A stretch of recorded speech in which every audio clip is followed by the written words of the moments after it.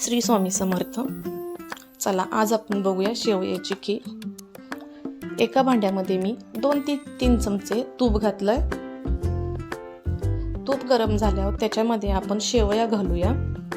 शेवया हलवत राहूया जेणेकरून त्या खाली लागणार नाहीत. शेवयाचा सोनेरी कलर येऊन देत. ड्रायफ्रूट्स आपण सेपरेट तुपामध्ये तळून घेऊ शकतो किंवा शेवया टाकल्यानंतर थोड्याशा लालसर कलर आल्यानंतर आपण त्यामध्ये ॲड करू शकतो. मी ह्याच्यामध्येच ड्रायफ्रूट टाकते. ड्रायफ्रूट्स आपण आपल्या आवडीनुसार कमी जास्त करू शकतो. ह्याच्यामध्ये मी काजू, मनुके, बदाम, पिस्ता घातलेला आहे.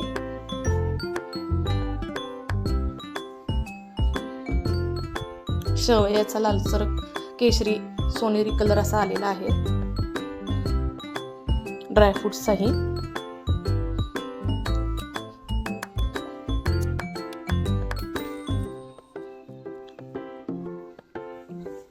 ह्याच्यामध्ये आपण आता दूध ॲड करूया.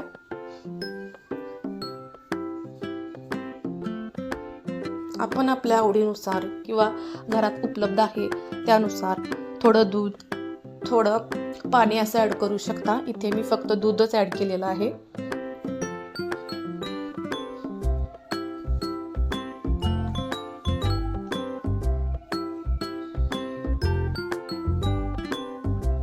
बारीक गॅसवर 5 मिनिटं राहून द्या, म्हणजे शेवया ही शिजायला मदत होईल.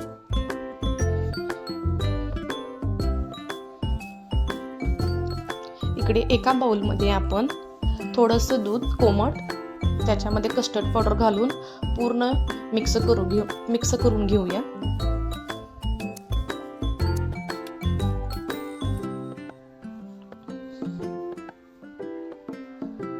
पावडर तशीच खिरीमध्ये किंवा गरम दुधामध्ये घातली तर गाठी तशाच राहतात.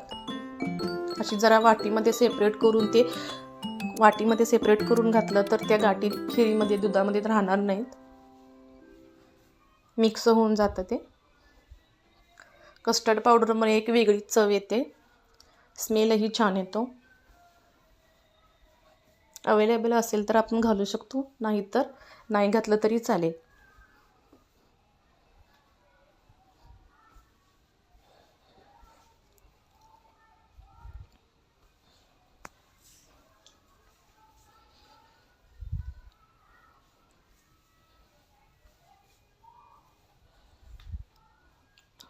कस्टर्ड पावडर घातल्यानंतर थोडं आपण हलवूयात.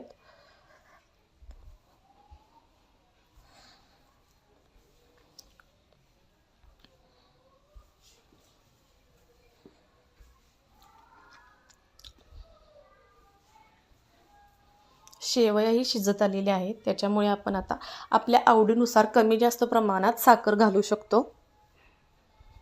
मी इथे 1 वाटी घातलेली आहे.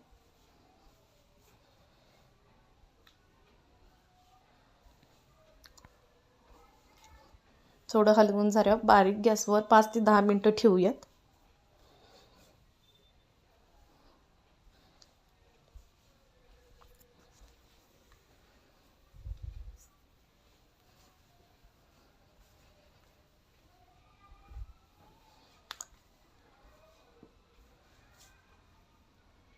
काही वेळेला आपण ड्रायफ्रूट्स वरून घालतो किंवा खीर वगैरे शिजून झाल्यानंतर घालतो. मी शक्यतो शिजतानाच घालते, म्हणजे त्याचा चव आहे ती पूर्ण खिरीमध्ये किंवा त्या पदार्थामध्ये उतरून जाते. चला, अगदी 10 ते 15 मिनिटात आपली खीर तयार झालेली आहे. एका बाउलमध्ये काढू आणि खाण्यासाठी अगदी तयार शेवयाची खीर. ट्राय करून बघा आणि नक्की सांगा कशी झाली. वरून आपण आपल्या आवडीनुसार आणखी ड्रायफ्रूट्स घालू शकतो. ते दिसतानाही छान दिसतं आणि खातानाही.